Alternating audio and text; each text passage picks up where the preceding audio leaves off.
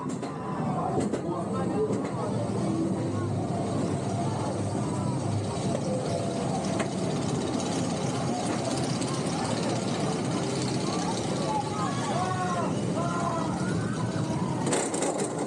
to the ride with Wild Wayne Cartwright, an exciting thrill ride through the wonderful world of HBCU athletics. Before our trip begins, let's set a few ground rules. First, subscribe to this YouTube channel. Second, hit the like button. Third, please be sure to tell someone else about this show. Now that we've got these things out of the way, it's time for our journey to begin. Sit back, relax, and enjoy your ride.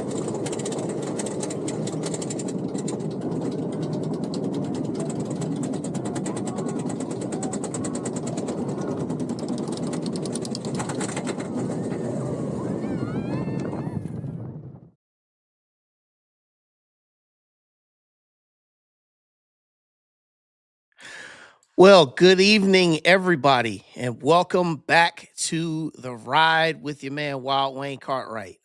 Really great show that we have for you tonight. As you saw in the opening, make sure you hit the like button tonight. Also, if you're watching this show for the very first time, make sure you subscribe to the show. All right. Tonight we're gonna have a really good show for you that we weren't able to do last week, but guess what? We have it for you tonight. So my special guest, he is here, and let's bring him up. He is none other than the head coach of the Alcorn State Braves, none other than head football coach Cedric Thomas. Good evening, Coach. What's up with it, Wayne? Hey, blessed and highly favored, man. And I'm really glad to have you on the show, man. Appreciate it. Same here. Yeah, me and you, we've connected pretty well over the last couple years. And, we get to just kind of have a little bit of time here tonight. And we just kind of just talk about the journey here on the Chronicles. So let's get to it, man. So first and foremost, man, we'll have all of our football. We'll talk some football questions on the back end, but let's start off, man. So I kind of did a little something, me and you, we both come from the same hometown. I come from Cleveland, Ohio, and you grew up in Cleveland, Mississippi, and you attended Eastside High School. So just kind of start off, man, with Cleveland, Mississippi, just what it was like growing up, man, and all that. Man, that utopia, man, it was special. It kind of puts you in the mind of Alcorn, just so much history and tradition, family oriented, still grew up, from a standpoint of, community. If I had to write a book about me, it'd be a community kid. Man, that school is no longer in existence, by the book. Now it's merged with, Cleveland Central. So there is no more of my high school, which is, Eastside High School. But I wouldn't be where I am today, without the teachers, that's in that building. The infrastructure, it is what it is. It may not be the best, like some places I've been, but the people inside of it has made, so many extraordinary people in all different walks of life. I was just blessed to be one of those, student athletes, to be able to come out of it from a tutelage, from just math, science, English, but also life, the social skills, the historical part. And even from a, spiritual standpoint, it was all in that building. And so, the crib, it was tough. It was tough not having an older brother, being on the low end where I'm from in the neighborhood. On Saturday, you got a chance to walk to the barbershop, but you definitely was going to fight, on a bunch of blocks before you got there. So a lot of times when I got in that chair, man, my barber was like, boy, it was rough, little Fred, wasn't it? And that's my dad's name. He had actually played, went to the Vietnam. They fought in Vietnam together. And so, that was just one of the things that you did back then. But that place, it carved us. It made us who we are, growing up. And so, man, it was awesome. It was a good time, back then. Had a lot of older guys who mentored me, that kind of kept me, on the straight and narrow when I wanted to stray away. But man, I can't say enough about, that place, growing up and helping mold me to who I am today. Yeah, man. And, one of the things that was really interesting when I was putting together this show and I was looking, about the history of Cleveland, Mississippi, and, how it's how it's, said that it's sort of like a birthplace of blues music with BB King, and also just everything it's part in through civil rights and everything that has grown its way through. So, it's just interesting when you look to the world and you see, Cleveland, Mississippi. So yeah, that's pretty interesting. So when you were at Eastside High School, Coach, obviously we know that, well, even leading up to Eastside High School, playing football. So what were the beginnings of playing football for you? How did it start? 7 years old, 6 years old, 8 years old. Coach Flowers, my flag football coach. Him and my dad was really good friends, and so where we come from, you get in it early. So it was a passion and a love because everybody was doing it. So flag football, I'm out there playing multiple positions, not really knowing and understanding, but I had a really, really, really good teacher. Had a lot of good teachers. Just growing up from a developmental standpoint. We was getting today when you watch youth football, you'll see coaches out there and even some parents sometime, but we didn't have that. Coach was giving us an actual play. We would get in the huddle and say pro right 26 or pro left 28 toss, 27 toss, and so that just lets you know how in depth we were from a knowledge base of football, but also what great teachers we had. They wasn't holding our hands, teaching us how to juke on the top of a slant route, faking one way, going the opposite way, understanding odd holes was to the right. Even odd holes was to the left, even holes was to the right. Understand what a post route, hitch route. We was getting all that at 7, 8 years old in flag football. And so that started my beginning with Coach Flower, rest in peace. He's no longer with us. He ended up being a great middle school coach over at Ruva Central. Coach Flowers was the first one that kind of gave me the fabric of just understanding, the schematic part of football.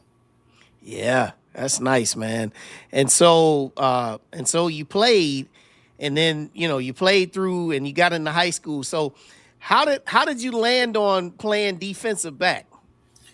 Wayne, the biggest misconception about me as a football player, like, outside of, I played, tackle, middle school, like we talked about. But, this story, I got to tell, I hadn't told, many people. Yeah. By the age of 12, I had 2 broke collarbones and a broken leg before I even got into middle school. That was due to football, whether playing in the backyard or playing organized. And so my first day of middle school football, that was when the 9th graders could play. And so I got out there and saw the 9th graders, and, I'm small at stature now. So you can just imagine, back then at 11, 12 years old. And, that was my last day. I put my stuff in that little shopping cart in that basket and I went home. First time ever quitting anything. My dad was watching his truck in the yard. And he's like, son, what you doing? I was like, Dad, I quit. And he said, well, look, don't ask me for nothing. And so I walked in the house, tears rolling down my face, and my mom like, hey, what's the problem? And I was like, Dad told me don't ask him for nothing. I quit. And she was like, nah, we ain't quitting. We can stop at the end of the year, but you definitely gonna finish. And so, I called myself going back, but they had basketball trials. I had never played organized basketball a day in my life. So one of the first times that I kind of disobeyed, both of these wishes, I was at basketball practice every single day, and I ended up making the team. And so they didn't know until the first game, he getting ready to come to the football game, but I'm telling him, hey, I'm on the basketball team. And so I didn't play, football, my 7th grade year. I was on the basketball floor, fell in love with it. And, that kind of was my journey. Went back out my 8th grade year because the 9th graders weren't playing in football, because that's what all the guys was doing. Coach McGinnis, back then you pretty much played all the sports. And so, I knew I was good at it, and, kind of got some size up, started hitting the weights, and really excelled, my 8th grade year in football, but kind of mastered basketball. So I felt like I was going to be a basketball player. So 9th grade, I didn't play. On the high school level, I started every year as a point guard for 4 years. And I'm quite sure if they did a record, I'm probably the all-time leading assist guy, if they did it, but I don't think they kept it. And so football was kind of on the back burner, Wayne.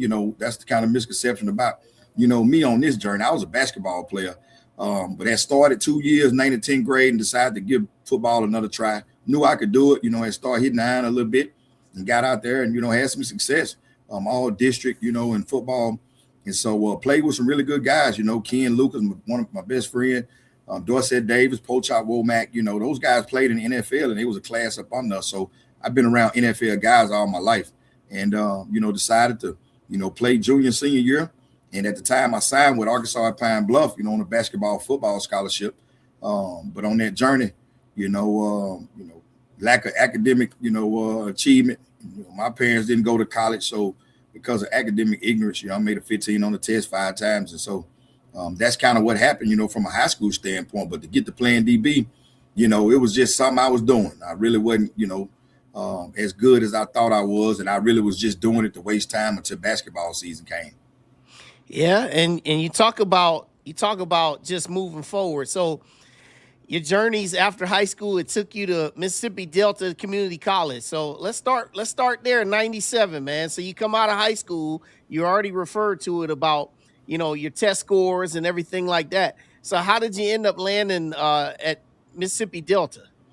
So, in my mind, I'm going to Pine Bluff. I didn't know anything about ACT scores. So I actually enrolled. I'm there for the summer, getting ready for the fall. And then, Coach Hardman, my head coach, said, you're a Prop 48. And so we like, what does that mean? And, he said, you got to pay for school. And my daddy, went to Vietnam, before the age of, 17, 18, just to get out the field. So I figured I'm going to go to the military, and he said over my dead body. And so Mom like, well, what are you going to do? He got to work, he going to have to do something. And I thought about it. I said, well, I got a scholarship from Mississippi Delta. And she say, who told you to put your name on any document without my permission? So I went up under my mattress. I pulled the scholarship out for Mississippi Delta because that coach had came to my house one night and told me I could sign both. And, it saved my life. And so I ended up pulling the scholarship out. She looked at it. She called Coach Southwood, Coach Larry Williams, who the head coach of Kahoma Community College now. And she said, well, I guess you'll be going there. And so one of the first lessons that I got besides anybody, besides my father as another man, was those coaches at Pine Bluff that told me that if I got my grades up to par, they'll still honor the scholarship. And so that's what happened when I went to Mississippi Delta. So I get there like a fish out of water, Wayne. I don't know much, don't understand the playbook, but just, playing as much as I can, and didn't play much, and so that was an uphill journey for me. But he ended up, playing basketball, that half of that first year. And then, going into my sophomore year, coach just basically told me, man, you too little, you won't be good at it. You probably just need to stick to basketball. And so that motivated me. First time that I spent the whole summer just getting my body defined and my mind acclimated to just playing football. And ended up starting. We played for a state championship, losing to Hines Community College, being all state. And, we ended up getting that scholarship back from UAPB. Yeah, man. And this is really good, man. And if you're watching right now, make sure you hit the like button, everybody. This is really good. Just talking about just this part of the story. This is what I love about this series, man, because it, we're hearing more of the things about this inspiration, and I'm really inspired, and we haven't even gotten halfway into this yet. So you're at Mississippi Delta and you end up at UAPB. So was it really, like, what kind of significance did UAPB really hold for you? Was it the fact that they were one of the schools that really took a chance on you, or what was it? It was Coach Parks. It was my DB coach. He was one of the only coaches that sat in my living room and told my mama, I'll take care of him for the rest of his life, as long as he with me. And she fell in love with it. We prayed, the only coach that held hands and prayed over us. And my mama loved that, and so it was a no-brainer for her. And so once we took that trip and we went to PJ's, and I'm a country guy. Once we get in PJ's and it's the first first club that I see with a pool inside, it's a no-brainer for me. I'm coming. So I was hook, line, and sinker, and didn't even think about the academic part, at that moment. But I did think about Coach, who told me he was going to take care of me for the rest of his life. And he's been doing it. I can call him right now. He's in Chicago as a pastor, the best DB coach in the world. He saved my life, just from a technique standpoint, from a fundamental standpoint, but spiritually, he had his hands on me during some rough times when I didn't think, I would be able to make it. And so that was the reason. Besides him being, black and gold with the same high school colors I had, PJs with that indoor pool, but also Coach Parks, really was the icing on the cake. Yeah. So you got your first taste of the SWAC when you were as a player. So talk about just as a player at UAPB. What were some of the highlights of your playing days when you were at UAPB? This story, Bobby Jett, rest in peace. He's passed. I'm a student assistant. We're playing, going to play Alcorn in in St. Louis, you know, in the Classic, you know, that was big, you know, seeing Nelly, them guys, you know, at halftime, you know, playing against Ted White, you know, also in that same Classic in St. Louis, in the Gateway Classic, you know, that was some great experience, you know, going against T.C. Taylor and Sylvester Morris and Scotty Anderson and, you know, Micah Hayes, you know, Thomas Say, you know, some of those guys, man. But also, you know, just playing with NFL guys, you know, you hear the thing now, you know, about HBCU guys not getting drafted. And, you know, Wayne, I played with 3 guys to get their name called, you know, Dante Wesley, Greg Wesley, and Chris Akins. You know, all those guys wasn't free agent guys. Them guys got drafted. And I feel like I was just as cold, if not the coldest in the room.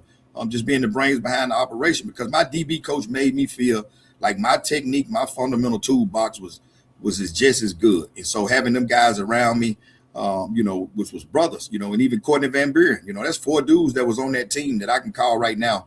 And they'll pick the phone up. You know, I've been around NFL guys. So there's 3 guys in high school that I was around to get drafted. And then I'm in the HBCU sector at Pine Bluff, on the corner where, you know, I got 3 other guys that's in the NFL also. So that was some of the good moments, man, that I just really would take to me, you know, forever. You know, just the experience of being around NFL guys, seeing what pros look like, seeing, you know, Mr. Reese come from the Giants and just being around scouts. You know, it was a good time, man, in the Bluff. Yeah, and I remember those days because I graduated from Alabama A&M in 2000, so I remember them days. I remember you talked about Sylvester Morris. He was cold. Yeah. You know, Jackson State first-round pick of the Chiefs. You know, I remember. Yeah, Rashad Anderson, all them guys. Rashad Anderson, all them guys. Scotty, man, he played with Detroit Lions. I remember all those guys. People don't remember. Back in them days, man, they had players. They had players in the SWAC. Yeah, and they was getting their name called. You know, we blessed to, you know, get the free agent shot, which is great. You know, Chris Blair and Claude Cherry lose just 2 from here. But them guys were getting their name called back then. And that says a lot about the respect that those guys had, but also, you know, what the NFL thought about, you know, our level of talent. Yeah. And so now you end. So what I got for you, I got a very special, this next graphic, I got a real special graphic that just talks about the coaching road. But before I show you the coaching road, so college ends, okay? What is the thought process about what you want to do when college is over? Live. I don't have one. You know, I can sit here and be politically correct and talk about being a PE teacher or being a mathematician or nut. I didn't want to leave. You know, that water, I could run it all night. I had to plug in the calf. Cable was free. I didn't want to leave. I wanted to stay there forever. But my mom said, hey, man, you've been around there too long. You got to leave them folks alone. It's time for you to get out. And I'm like, Mama, I still got some coursework I got to do. She's like, no, you've been in college going on 5 years now. It's time for you to let it go. And so I don't know what to do. You know, I was a student assistant my senior year because, you know, after 2 broke shoulders and a broke leg, man, I can't, you know, it's hard for me to get out the training room.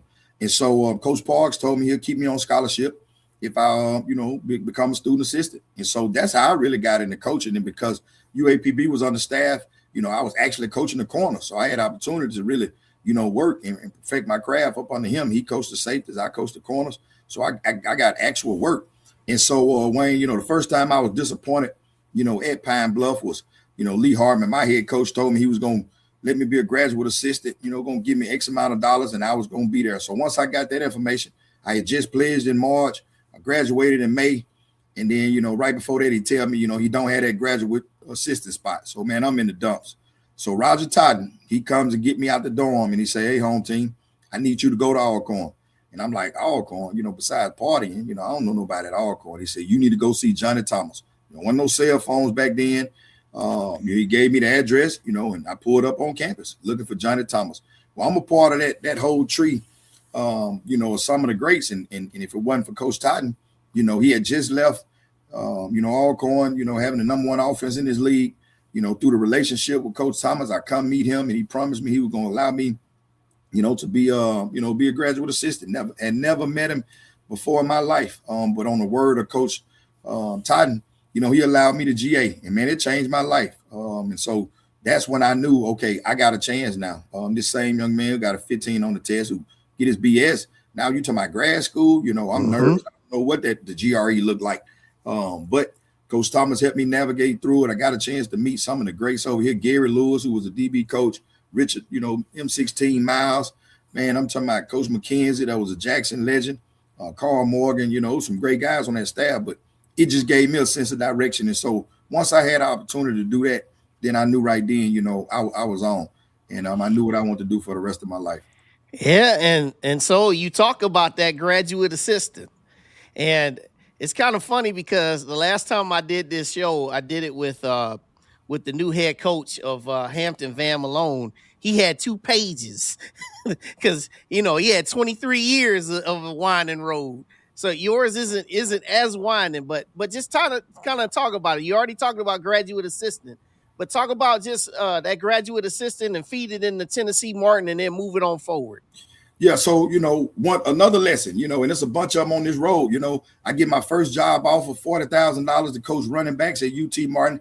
I got a couple partners from the crib, they there. Vontae Epson, he's finishing up. Cedric Smith, he's there. But Coach Thomas telling me, hey, look, man, you go to grad school to get your master's degree. Well, here's a man who got his doctorate, who you understand the education piece. But then I got the coach who's not an HBCU guy. Is telling me you go be a GA to make money and the coach. And so I'm torn, I had some trauma, in my life up until, junior, senior year with my mom and my dad. So financially, I just felt like I got to go get the bag. And so I leave grad school, with him, pretty much pleading to just stay and finish your master's. But $40,000 for me, I felt like was a whole lot. So I bet on myself, packed it up, and I'm in Martin, Tennessee, which was a hell of an experience because I've been around the HBCU sector all my life. I watched, my dad taking me to Valley, seeing Jerry Rice and going to Jackson and seeing some of the greats. But this was my first time getting out of that element. We played Tony Romo besides Tennessee State, Eastern Illinois, we played Tony Romo, you watch a whole brand of ball. So now, it's not 10 personnel anymore. They're not throwing the football around like crazy. It's 11 and 12. I don't understand the 13 personnel looks. I don't understand the 4-man, 5-man surfaces. So we're running triple option, which is a glorified today zone read, just out the gun. And so, but I'm not my foresight, is not advanced to be able to even see that. And I'm just sitting here, just bewildered by, man, look at this brand of football is different. I'm sitting like, when we gonna throw the football? Where we come from, you throwing it every down. Here they are running, setting up play action, man. And I'm confused, and then it wasn't a pageantry. You hearing more kick 1, 2 turn for halftime. And I'm looking for shake it up, shake it up, shake it. Yeah. I said, man, this is different, but I learned a lot just from a football standpoint. It really, from a knowledge base, it got me an opportunity to see what everybody else was doing besides, the background in which I came from. Had some great coaches, there to be able to fellowship with. And so after that, here come the business part. They fired a head coach about week 7, get a chance to call some plays as the running back coach with Lee Hollifield. Because, behind a lot of coaches back, Wayne, I've been second guessing coaches to my why you call that for the last 2-3 years in my little small undeveloped brain. But now I get a chance to get the call sheet, and I got about 2 or 3 delay of games in the first 4 or 5 possessions. And man, it was tough. That was really hard. That was my first time being able to say, no, I respect the seat. I respect guys that have done it. And it really just kind of put me in a state of depression because I felt like I failed. How many games I played on Bill Walsh football?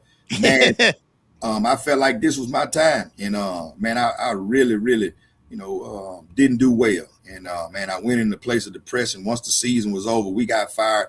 So I come back to Alcorn, just hanging around, not really having a sense of direction. And but I learned a lot. It was all things that I could put in my Rolodex. And then I got that call from my old head coach, who was at Mississippi Delta. He just remembered me as a player. And then he asked me, did I want to come and coordinate there? And I was, DB coach first. And then that's how I got to Mississippi Delta from a coordinator standpoint. Mm-hmm. And then you go to Itawamba.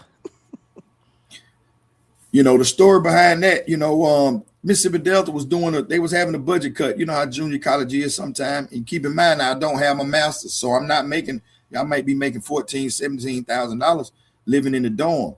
And when, anybody that know me know, I'm gonna keep it 100. I lost my son during that journey. I get my son's mom pregnant, at UT Martin.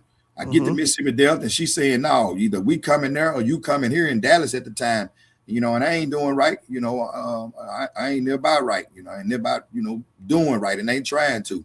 In football, my way out. So she's saying, you either gonna pack it up, come here, and I'm like, man, y'all can't come here and live in the dorm. And so, about 2 months later, when I called her, somebody else picked that phone up. But this journey, I lost my son, doing the journey, not physically, but I wasn't his life. Somebody else raised my son because I was on the football journey, whether right, wrong, or indifferent. That was the decision I made. And leaving, once Mississippi Delta had that budget cut, I went to Itawamba, had some great coaches there, got a chance to really coach and some really good players. And, I had opportunity to go back to Mississippi Delta after that. But Wayne, I knew I wasn't going to be there. And so I ended up leaving knowing that I wasn't going to be there in the spring. And if you look at my retirement booklet right now, I got X amount of years with a 0.5. Well, that 0.5 come because I left Itawamba early. Because for me, I just didn't feel like I had the right to stay on that job knowing that I wasn't going to, be there. I felt like, look, I'm not going to be here. I know what my next step is. Let me transition out. But that was one of the things that, I felt, firm about. I had a lot of coaches saying, just stay there, get that half a year of retirement, get the insurance. But in my mind, just from a loyalty standpoint, I just couldn't fathom the thought of being there, knowing that I wasn't going to stay. And so that was one of those lessons, hard learned, because now I'm on child support, because I got a son now, and she's saying, hey, I need financial support. I need help. And, it's just one of those journeys. It was one of those journeys that I had to live and learn from. But it was good, from that experience. And it taught me a lot. Yeah. That's powerful, man. And so after you leave Itawamba, then you've got a gap of time. You got a significant gap of time before you end up back at Alcorn. So how now starting as a GA, then you end up back at Alcorn. And then when you're in Alcorn, this time you're there during some good years. Yeah. So on that, you missing 2007 to 2012 because I came back to Mississippi Delta and finished that up. So I was still pretty much in the game the whole time, over 35 Division I DBs. I felt like I'm at the time, the best DB coach in the world, guys coming to get my product year in and year out from the SEC all the way down to, 1AA football. And my head coach is telling every coach to come in, man, come get this guy out of here. He's outgrown the place. And now I'm flustered. Remember, I still don't have a master's. So I can't teach classes. I ain't making a whole lot of money, but I'm getting a little long in the tooth. And then I'm getting guys that's asking me about come to Valley, come to Pine Bluff, come to Black College. But on that journey to UT Martin, Wayne, they was telling me that, you don't want to go to Black College and get stuck. And so I turned a bunch of jobs down, just ignorant, not even knowing.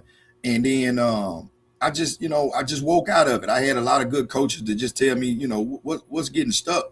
You're doing something you love to do. And that was just one of the perceptions that the HBCU guys that wasn't in the HBCU sector that was spewing out there. And I was the one that fell prey to it for a lot of those years until, Coach Tony Pecoraro, who was at North Alabama, he's the DC at McNeese. He come through, coach say, let's get on the board. I'm like, man, I ain't getting on the board. I've been getting on the board for the last 10 years. Y'all ain't gonna hire me. Hey, look, just go get the players. I'll go get the transcripts for you. He was like, nah, man, I think I might have a move to Alcorn. It was like, yeah, I've been there. I know a lot of people there. He said, well, man, I think, Coach Hobson may give me the DC job. Hey, if you interested.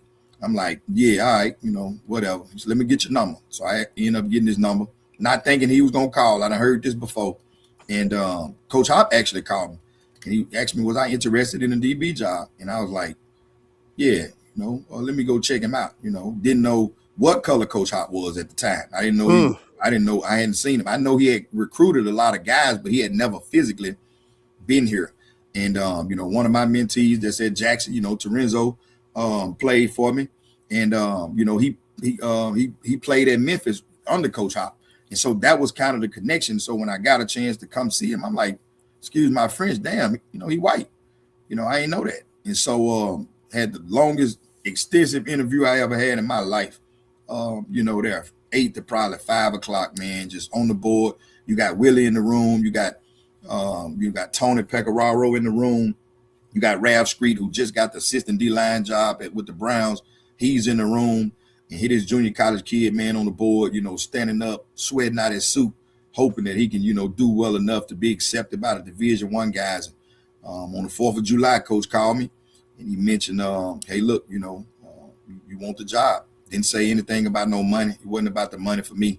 It was about, just getting an opportunity to get on the Division I AA level. And, I accepted. And then I called my mom and said, Mom, I took the job. I was like, but I got a little Sid with me. I get my son, during the summer.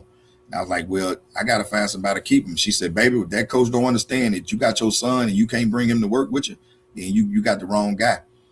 So I called him back. I was like, Coach, I got my son with me. Just want to know if that's cool. He said, hell yeah, we'll put him to work too. And backed up Wayne, and we was at Alcorn in 2012 once again. Yeah, man, that's interesting about Coach Hobson, man, because I was wondering where this was going to end up, man, because I was going to ask. But yeah, that's interesting. So, and we'll talk a little bit more about Coach Hobson up this path, because we got more to talk about in this path.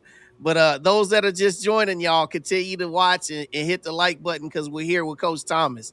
All right, so you go from DB coach and then you become defensive coordinator. So what was that like? Because, during this period, this was a really, really good period of Alcorn football. Yeah, it was nervous. I had opportunity to go to Southern Miss. I knew, I was one of the first ones that was going to take that trip.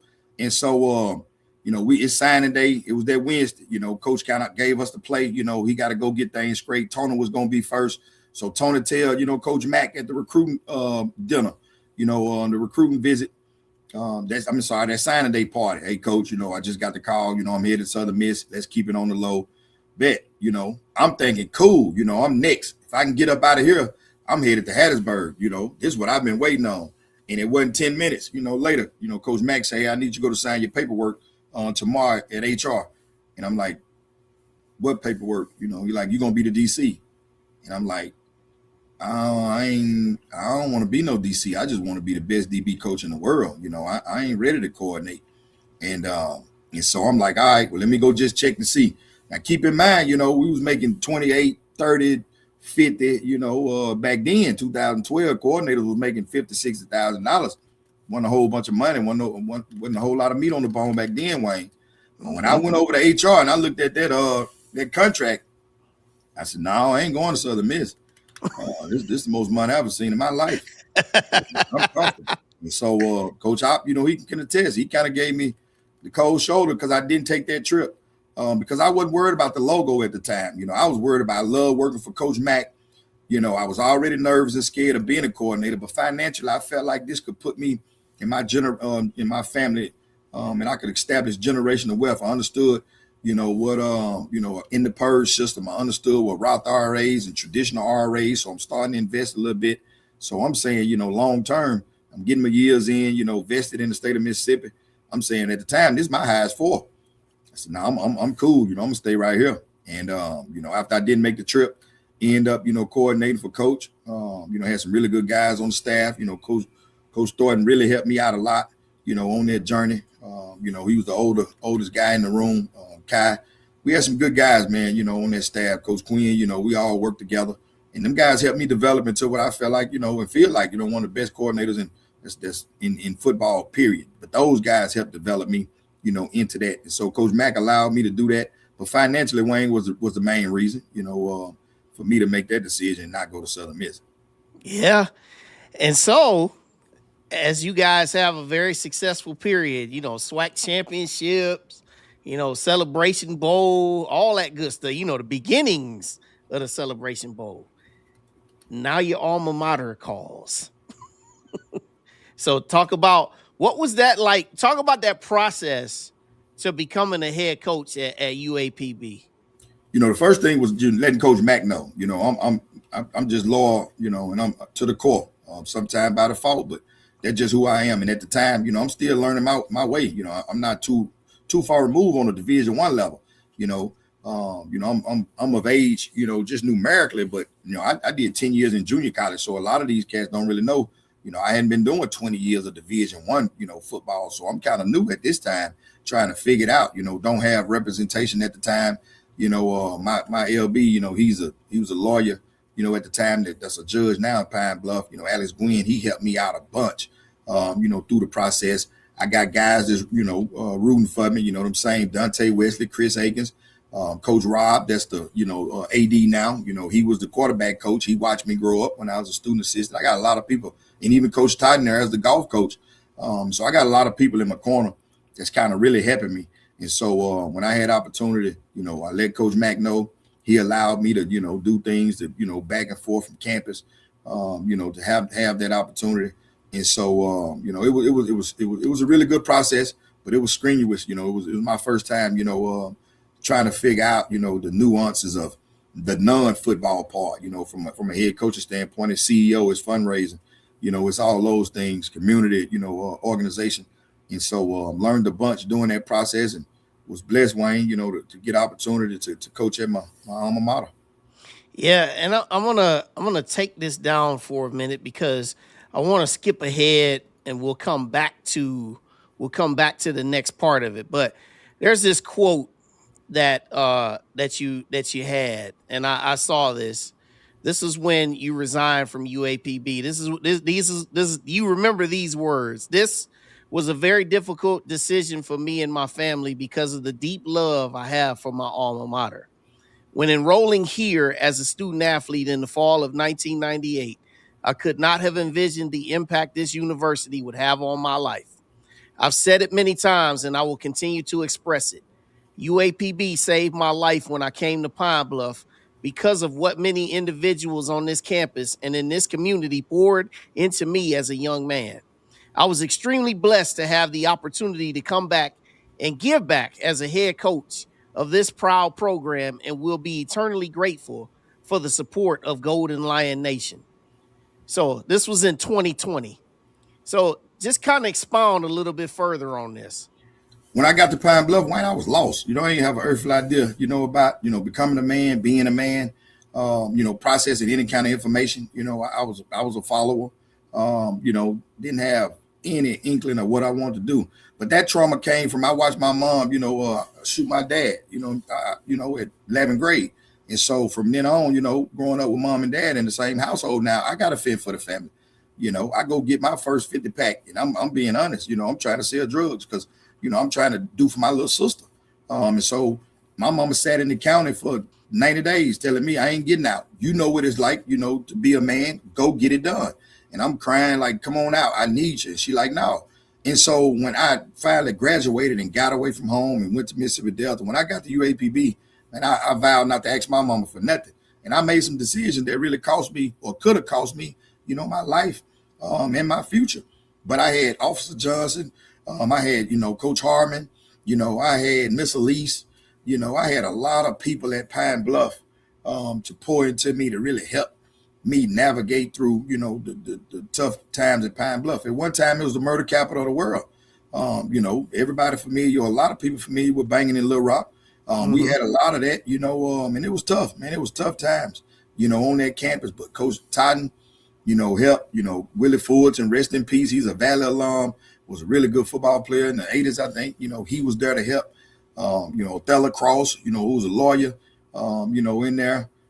In Pine Bluff, just from a community standpoint. But I had really good coaches, man, really good teammates who made sure to keep me on the straight and narrow. And I never asked my mama for a dime. My mama never watched me play. My mama never showed up to practice. Only thing my mama came to that campus for to drop me off and for graduation. And so, with them traumas that I had early in my life, I vowed not to lean on her. And it made me make some bad decisions at that time. But that place saved my life, man. I'm telling you, because I could have easily been, on one of them back roads in Pine Bluff, following one of them little girls, man, and could have, doing something I ain't got no business. And it all could have ended, or in PJs, doing things I don't have no business. I watched 3 dead bodies sit in the floor at the rec at a Q party, a guy shot it up. And one of them was a track girl that they got a monument there for. I'm watching rigor mortis sit in this young lady body. That could have been me at that party. And so, I had great people, man, and God is good. It blessed me, to get up out of there, but also to come back and give me a format for living. Yeah, and so I'll now go back, and so the decision to leave, we already, you said it was a difficult decision, but what was that whole process of going to Southern Miss and just, from whatever you want to share? So the first thing was just make sure the guys on the staff was okay. I'm still good in the contract. We just had the first winning season in about 10 years. So financially, I'm good, waiting on the chancellor to give me a contract so I can just make sure that the guys on the staff can, get raises. But, he kind of was dragging his feet at the time. But, when I went and talked to the AD, it was, hey, look, this is a decision I got to make, but are you going to keep everybody on the staff? And the first thing he asked was who you feel like, should represent the staff. We want to keep everything intact. And so after talking to the guys, they kind of handled that. But Wayne, my main reason for going to Southern Miss really was just to get back closer to my years of retirement. That was pretty much it. It wasn't Division I or Division V. I knew I wasn't going to be in Arkansas forever. I was starting to get at 15 years, 16 years. And at the time, that was going to be my highest for of my retirement. And so it was a no-brainer. Coach Hott was going to match the years that I had left on my contract at Pine Bluff. It was going to be now at that time the highest for my, in my retirement sector. So it was time for me to get on back because I just knew financially I want to put myself in position to where 20, 25 years, if I don't have to work, in any field, I don't have to, but I can establish, generational wealth with my kids and my family. But also if I want to, what they say, double dip, go to another state, I just want to solidify myself from a retirement standpoint in the state of Mississippi. Yeah. And so you have that one season and things, well, you can talk about how that season was at Southern Miss. Yeah, we had four head coaches in 1 year. It was tough. It was around that COVID time. Got a chance to see, the football was the football, Wayne. That's one thing I can speak on that a lot of people really talk about the Division I sector, but really don't know because they hadn't been there. But the football is the football from a play standpoint. That year, Alabama, I got a chance to break down Tua and Jalen Hurts. We played against, some of the upper league talent, in that league. Tolbert, who played with the Cowboys. He was at South Alabama, had a chance to play with him. And we had a lot of guys, from the HBCU sector who could actually play on that level. The biggest thing was just the support staff. They got so much help. Every GA got a GA and student assistants. You got so many guys behind the scene that does the work and day to day. That was kind of one of the biggest difference. But just football overall, I wasn't enamored with, oh man, look at all these particular concepts that they doing. That was it. That part, it is what it is. Frank Gore got a chance to watch, him work. A true professional. Natron Brooks playing with Atlanta. It's just a lot of guys, man, that I got opportunity to see, from an NFL standpoint. But I also got a chance to see some guys that were lazy on that level who had all the supplements in the locker room, in the weight room, PlayStation 5s coming out the building, but wasn't staying out to practice working. That was the biggest thing I was disappointed about. That, I'm expecting after practice at a D1 institution who has a lot of historical players on the next level. And them guys wasn't working like I thought. When practice was over, they beating us in the locker room. And so, that was kind of disheartening, but it just shedded a light on, okay, here's the discrepancies or here's the difference, but we're not far off. The biggest thing is just from a financial standpoint, being able to have, some of those things from a nutritional standpoint and also just the support staff standpoint. But the football was the football. Yeah. And so after you spend that time at Southern Miss, then you return back to the Delta. One of the toughest jobs I ever had. You talking about grassroots, got to get it out the mud, man. That thing was tough. It was flat out tough. It was just like I left as a player. The infrastructure, now they got a new dorm now, but they didn't have that when I was there, man. That thing was tough, and that league was a tough league, and so had some really good coaches in. For me, it was more so about just giving the guys belief, seeing them guys come in and not having a pride about the building, not have a pride, about the Delta. That was kind of one of my biggest things. So we got Jalen Jones from Jackson as the quarterback. And, man, even Stamarian Edwards, that was my linebacker there. And you see what he did once he got back with us at Alcorn. A lot of good talent, that was there that really helped us. We had the first winning season, I think maybe 20 years, which was a really good run. And so, man, that was some of the days, man. We still talk to some of those guys to this day, just talking about that journey. Coach McDonough, who was one of my mentors. She was a basketball coach there. We had some really good people that helped us, turn that program around for that year. Yeah, and then after 1 year, then you return back to the reservation. Yeah, Coach Mack, man, I reached out to him. I think Coach Thornton had just left, going to Grambling, and so, for me, I understood, that coordinator position now. I've been around the block a little bit. I'm saying, hey, I see what they're doing offensively. I really feel like now I have mastered, the coordinating aspect, the psychological part, the play calling part, all the nuances of personnel formations. I kind of got it. And so I wanted to, get my hands back in there, from that standpoint, because I didn't feel like, the couple of years I had, prior to, I just had, I wasn't as good as I felt like I should have been. And so, I came in this go round, hook, line, and sinker. I had some really good coaches to help us, and had a good run. It was really good. Some of the guys that was here, Coach Elliott, them guys was back. JP, he just got the OC job, with Coach, and so Coach Dawson. So we had some good guys, good coaches. I can't say it enough, man. I love working for Coach Mack. One of the best humans to ever walk this earth, man. And so had a good run, as a coordinator here. Yeah, and then obviously now you sit here in the present day as a head coach, but this is just a some of the little few of the little pictures here that we got, man. Just look at part of the journey. You see the Pine Bluff days, you see the Alcorn, man, and them days in the summer, man, when y'all getting it done out there in camp. Said it ain't for the weak at heart out there. Man, this is some really good stuff in this journey, man. So I'll progress it on forward, and we'll go right here to the ride for you. All right. So you talked a little bit about this a little bit earlier, some of the influences that you have, the coaches that you've come through, the players, all of the things that you've had in your influences. All right. So we won't rehash that, but the visions in leadership, talk about that, your visions in leadership. For me, it's just to take the same characteristics of this great game, and apply it to life.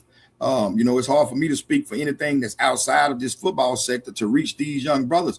And so the same hard work, the same discipline, the same structure, you got to have that once you get out in the real world, because once you violate, any laws, that judge don't care about how many touchdowns you scored or, what was your best game against Jackson or LSU or Tennessee. That's not going to matter. You got to be able to instill into these young men, once this football over, how can they apply, the same running hard and touching the line or doing the little things in their everyday life. And so, the guys that's in our utopia, we pride ourselves on it, but that's my whole deal. I want them to be able to get out and just, I know moms and dads does a really good job with them, but just to compound, that to where they can understand, when they get out in the workforce, being a great dad, being a great husband, being a great father, and all those things. I just think that's impactful. But the way I kind of do it, I just kind of got my own little niche with it, and there's a few choice words, in it. But, it works for those guys. But we love them, and we tell them we love them. But we also show them. These kids, right now, Wayne, a lot of people got podcasts, and that's kind of the thing now. And there's a lot of talking going on. But back in the day, you judge the man by his action. But, yes, got some guys now that's talking in the mic. But when the mic go off, if you follow them, they ain't walking the walk. And so we still want to be able to talk and tell, but we want to show. Kids are visual now. They want to see it. They're going to pull it up. They're going to research it. And so that's our deal, inside our utopia and our culture. We want to be able to explain it to them. You got to tell them why. It ain't like when we came through, because I said so. Mm-hmm. Now you got to explain, to them, and you got to allow them to ask questions. And so you can do a good job being detailed about it. So that's kind of my whole vision when it comes to leadership aspect. I love that. I love that. All right. And you talked a little bit about the lessons that you had from your successes, but this is more of the lessons from your successes and failures in coaching. So talk a little bit about some of the lessons, but then talk about some of the hardest lessons and some of the hardest failures you've had that have led to, some of your influences to coach now. Now, I think, Wayne, this year was probably the toughest, lessons from success and failure all in one, in my X amount of years doing this. You talking about doing things right every morning, for 3 hours or 2 hours and 45 minutes, but on Saturday for those 3 hours, it's just not going your way.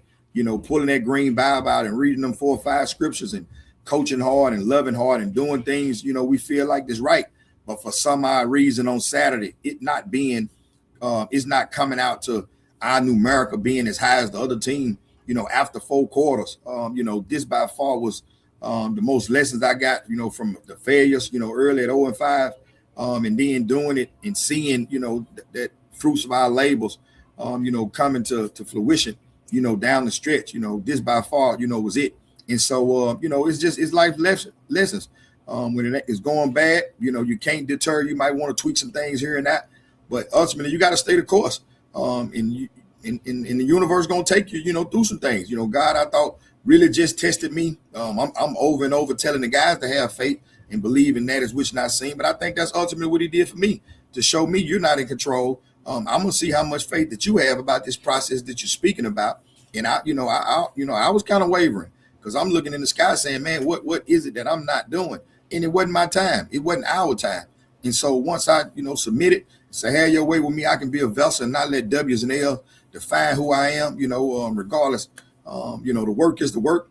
Alcorn going to be here forever. There's going to be a lot of people to coach outside of me. And I continue to, spread my journey no matter what it is. But that's not the defining moment for me and who I am. And so I had to get myself up, and those failures end up being success. But I just think, for me, it was being tested through these dark times, knowing that we're doing right. We didn't cut any corners. We practiced the same amount of times. I'm talking to the guys the day after practice. Like, Coach, we didn't change anything in the practice structure, and we just didn't win early. And I'm like, I know it. It wasn't time, Dame, but hey, look, things will be better if we continue to believe. And I just think that was kind of my thing that the universe put on me, to just make sure I stay, abreast of what was going on from a faith standpoint, and testing to see that I had that intestinal fortitude to be able to go through it. Yeah, and obviously I talk to you every Monday on that coaching call. And obviously, you saw like, throughout the season, one of the things that really got me in what you just said, that Texas Southern game that you guys played when you went down there to Houston. And I remember all these different things, man. I remember when I asked you, I said, I thought it was the most complete game you guys had played during the season at that point. And I remember you said, no, we didn't play a complete game. You said we still had, we left a lot of meat on the bone. We had penalties, even though we didn't turn the ball over, there were things that we could have done better.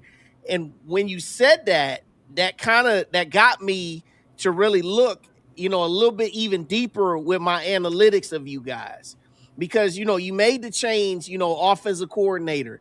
Jalen Tolbert got better throughout the year. Your running game took off with Reggie Davis. You know what I'm saying? You guys were playing even better. You could see the confidence that your team had, and that really said a lot for me, because most times when teams go 0-5, like you guys did, and coming off a game where you lost at home by 1 point to Prairie View in a game that, you guys know that you guys had a great chance to win. A lot of times coaches, staffs, players, they separate. They go in the tank. They write it off. They say it's always next year. But you guys came together and you played some really impressive football down the stretch. I was really impressed with the game you guys played, the last game of the season against Jackson State. Just the fact that you guys were toe-to-toe, plays, making plays, players getting into it. You guys were in that tough environment. So everything that you said from there, that was what really, really got me and stuck with me. Just the fact that you were able to keep that team together and that staff that you guys had, it showed that you guys really were a cohesive unit. So that definitely is a great, great lesson that you said from just the successes and the failures. I like that. So now, something else I remember you said on Mondays. And this is something that I thought about when I talk about importance of family. You said my mom is, I'm not gonna say the age because I remember the number you said. You said she know when to find us on that TV. So you remember that, don't you? Yep. I know you remember Yeah. that. Uh-huh. So, Yep. So talk about, man, the importance of your family, man, just from just the whole support throughout this entire coaching ride, man. Man, I got the best mom in the world. I got an old school mom that, we having our better days on the back end, Wayne. I was scared of my mama growing up. My pops never whooped me. He never disciplined me. I could kind of run circles around him, which is kind of different in some household. But, man, my mama wasn't going. Never seen me play a basketball or football game as a player. She came on the latter part now that I'm coaching. But mom wasn't those because I said so. It was clean the house up, and you and your sister get a whooping, because the house ain't clean. It was, hey, clean the kitchen up. I just washed the dishes. She come in from third shift. I got that dish rag on me 2, 3 in the morning because I'm like, Mom, I washed the dishes. She said, I said, clean the kitchen up. I didn't clean the eyes on the stove. I didn't clean the tablecloth off. I didn't clean the cabinets off. I didn't clean the kitchen. It was a difference. I said, don't drink out the pitcher, hit you in the head, with the telephone. Like, man, my mom wasn't going, but it helped me, and I was scared to probably 27, 30, just far as having a conversation, with her. And she actually grew inside of our relationship because she realized that, I was pretty much just intimidated of her. And then she started to lighten up. And right now, man, my mom, if not my best friend, she right up there. But she's soft now. She treat them grandbabies, let her run over. She play, she smile, man. She love us. But man, my mama, man, I can't say enough. I wouldn't be where I am, without that woman. As stern as she was, man, all she wanted to do was see was them grades, and say I ain't gonna never put him on a pedestal because I don't know what he doing outside of his house, but I pray for him hard, and I know he gonna do right, in the light of just of her. And so she mean everything to me. I lost my pops, early, but the trauma that I had, inside early in my life kind of put a wedge between us, but, still love how he provided for me. I am who he is, internally. And then my wife, she's everything, she's my source of reasoning, my daughter, my son, that's my whole utopia, man. I wouldn't be who I am without him. And I'm learning, Wayne, this marriage thing for me, I think I'm probably 10, 12 years in the game. My wife will kill me if I don't know the exact number, but she know it. She understand, how I feel about her. But, every day is tough. 0-5 is 0-5 at the house, Wayne. That's what people don't understand. We get all the criticism on social media, and it's warranted for whoever want to do it. Like, I got to take that 0-5 home. My daughter right in elementary school, middle school, that's 10 miles up the road. You don't think they saying, things about her dad?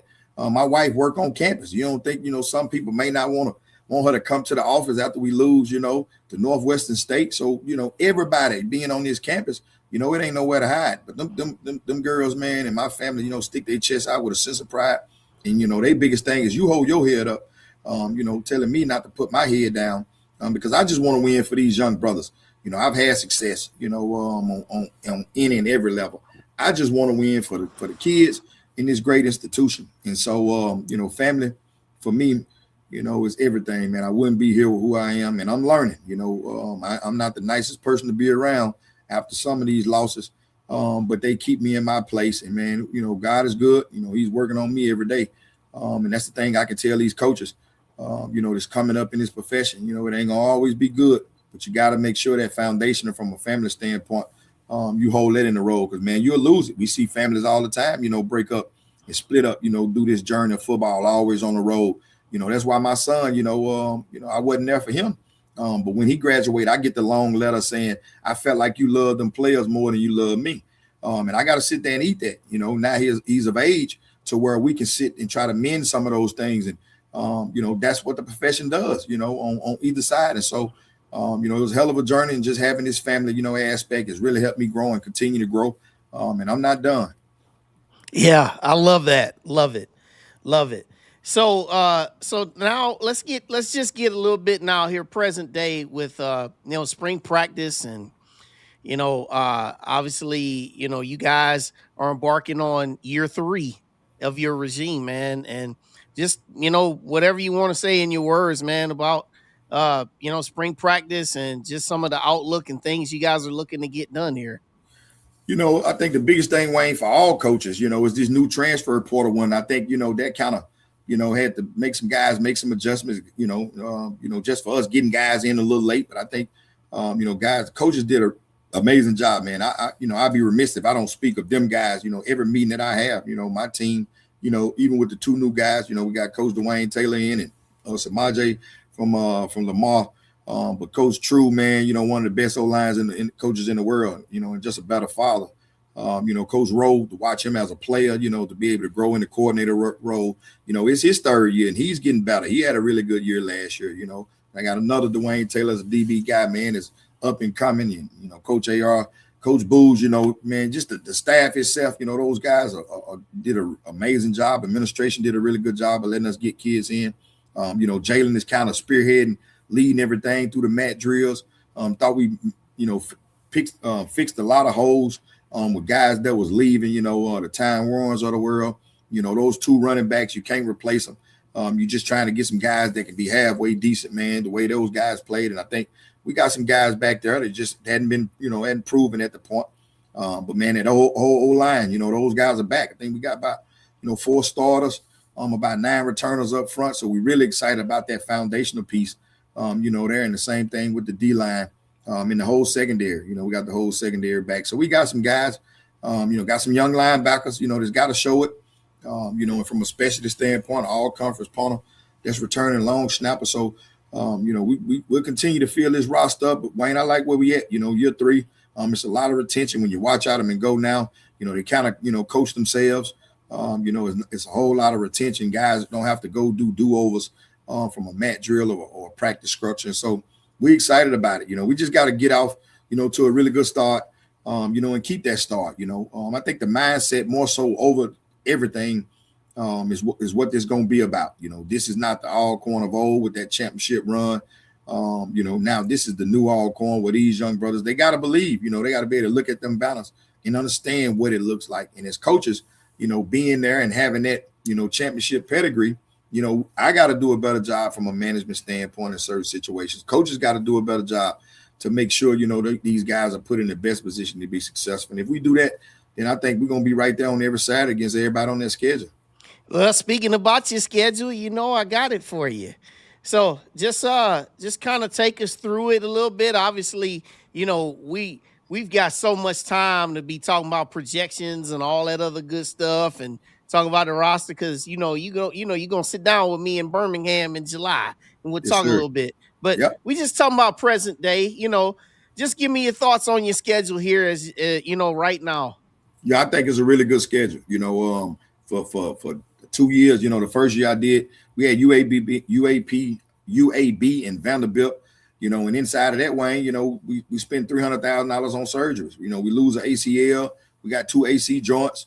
So we banged up pretty good. Last year Mississippi State, guys, offensively kind of did, stood, up to them guys as best as they could. But I think this is more a complete schedule, especially year 3, giving us a chance, even with, Southern Miss, a good program, but got some turnover with a new coach and, a new staff. But, we shouldn't be in the emergency room, coming out of that game. What UAPB is, we upset it, one of the most devastating losses of my career, not because it's my alma mater, but just in how we lost, that football game in the first year of that classic. So we'll be, guys should be up for that. We like the North Al game. It's good to go out of conference. They Division I now. That should be a really good one to be able to travel there. They opening up that new stadium too. Yeah, so it should be exciting. But just looking at them first 4, it showed being on the road, 4 weeks in a row like last year. That thing was definitely tough. And Texas Southern, Grambling, we know what those two gonna be. Coach, gonna have that team rolling. Mickey feel excited about his group, and we got to go in that hole, man. And it's how how it is to try to get up out of there. Hopefully we can get some guys some rest. In and out, versus Arkansas Baptist, kind of using that as a bye week inside, get ready for the champs. We got to go down to champs for homecoming. That should be a good one. When you look at, that 13-12, man, they pull one out. Coach Jackson did an amazing job, not just as a first year coach in his league, but just a coach, period. being able to get some eyes or more eyes on the conference. So we're gonna be excited, just like he'll have his group ready. And Coach Fred and the guys at Valley, I know they'll be chomping at the bits, for us to go there and coaching. I think his second year. Yeah, second year. And so I know second year is most improvement out of all of it. And FAMU, Coach got that thing rolling. He got his quarterback with him. I know he's gonna have some talent. He know how it feels. I know how it feels to be at your alma mater. So it's not only the pressure, but also just that much pride to be able to do it. And Marshall Falk and that crew. As long as they got that running back, and I know they have some more talent. Man, them guys gonna really be good and competitive. And that last one, man. We'll see how the chips fall, but I think that's the only one right now. I don't have not one W against. So me and TC got something to talk about. But kudos to him, man. You can't say enough about him, what he's done at his alma mater, at his school. Being able to set the president, consistently being in the rankings. With that coaching staff, man, Coach Quinn. To watch him grow and develop, in the profession, man, just make you smile when you don't have to play him. But can't wait till them guys come down this way. So I like the schedule. We'll have a chance, every Saturday if we don't turn it over and be sound, but also believe that, we should, have success versus these teams. Yeah, I like this schedule. I like the schedule a lot, Coach. I really love the North Alabama game. Really, really do. Being an Alabama A&M grad, I hope y'all beat them boys by 100. Send them folks out of there quiet in that new stadium. But I like this. I like everything about this, and I'm gonna really enjoy breaking down your team, covering your team just like I do always, and I'm just looking forward to it. But first things first, though, we're in the present, so I guess before I close with you, I guess I'll ask you this. One thing we didn't talk about too much is what the coach does to get away from the sport and have fun. Like, what's some of the things you like to do when you're not coaching? Basketball, basketball. I'm hearing UAPB and the girls, playing. I was just in there. I peeked back in there and checked. Now, I'm a basketball fanatic, college basketball. A couple years ago, I was, me and my wife, our spring break, we're going to always hit the SWAC tournament. 1 year we was able to, I'm a North Carolina fan, so I was able to go to the SWAC tournament and go to the stadium right over, less than 2 miles and watch North Carolina, they first round in Birmingham 1 year. We're going to go to Atlanta over spring break and catch the boys and the girls out. But, I'm going to be by somebody TV, man, watching college basketball. We got Duke coming up this weekend, and so that's what I'm going to do to get away. Comedy shows, love to laugh, love the humor, from that aspect. But, any comedy shows we can go to, love jazz and blues just to kind of get away. But me and my wife going to travel. We're going to sit up in, somebody hotel, and we're going to go to, somebody establishment to hear some good music and watch some basketball. That's who I am, through my core. That's awesome, Coach. Well, Coach, I love every part of this. I'm so thankful and so appreciative that you shared and you expounded your journey. Just everything is inspirational. And, I've always been a big fan of you, and especially even more this year because my team's not on your schedule. Although we could meet up in the SWAC championship game, obviously being in different divisions. But in all seriousness, though, I've been a big fan of yours from the very beginning. Just sitting down with you last year in Birmingham, getting to meet you face to face, is great. And just getting to know you even more over the course of this hour has been a true blessing for me. So best to you, your entire staff, all the players, as you guys prepare here during spring practice. And then, as you get yourselves ready, when we sit down next in Birmingham at SWAC Media Day, we'll definitely chop it up about, what the outlook is when you guys are getting ready for fall camp. But I got a good feeling about the purple and gold this year down there on that reservation. I'll say that. I appreciate it, Wayne. just having that microphone, man, and spreading the word, it really helps. Not just me, because I was a player in this league. It's gonna be some players that's gonna come after us. That's gonna be, doing these interviews, some years to pass. So continue to do what you're doing. We got thick skin, critique. I don't have a problem. We don't have a problem with that, and so keep shedding the light, on this culture, on this league, man. It's a really good league. Really good coaches in this league, man, that if had opportunities, I wish, that we could do a trading places where we can get, 10 guys from the SEC to come here and we go there and then watch the success that coaches in this league will have there with all those resources, and all those things there. And so, when we get those opportunities, for coaches, whomever they be, Willie, Coach Hop, just guys that got opportunities, keep that mindset of lifting as we climb, continue to help young brothers, see what it's like. But guys who at this level, don't be overwhelmed with, what that looks like. I think this is a great living to be able to do it, week in and week out with the pageantry, the support, so just thank guys like you, they got that microphone to continue to spread, just an awesome word in this landscape. So, for my staff to, Alcorn itself, we appreciate you, Wayne. I appreciate that, Coach. And every Monday, me and you, every Wednesday, I'm breaking it down. And then every Sunday, we recapping it. So I appreciate all your support. So best to you and everybody. And thank you again for joining me. Appreciate it. All right. All right, Wayne. See you, man. Yeah. That is Coach Cedric Thomas. Joining Wild Wayne here on another edition of the HBCU Chronicles. Appreciate him, man. And if you just joined us, make sure you go back and you watch this show, y'all. It's so many rich pieces of information that he shared about himself, his journey, his family, all that great stuff, man. I appreciate everybody for tuning in tonight, taking the time with me and watching this, and share this show with people, y'all. Make sure you hit the like button. If you're watching for the first time, make sure you subscribe to the channel, man. We're just continuing to keep things moving. So we'll be back again coming up here real soon. We're going to have another coach on, and we're going to do some more on these Chronicles because the off season continues. So Wild Wayne, I sincerely thank everybody. I sincerely love all of you who tune in and support this channel and support me, because I do it for everybody, and I definitely can't do it without everybody's support. So God bless everybody, and we'll see you next time. God bless. Thank you for joining us on the ride with Wild Wayne Cartwright. As you exit the ride, make sure you subscribe to this YouTube channel, hit the like button, and catch up on all of our prior episodes. Until next time, God bless.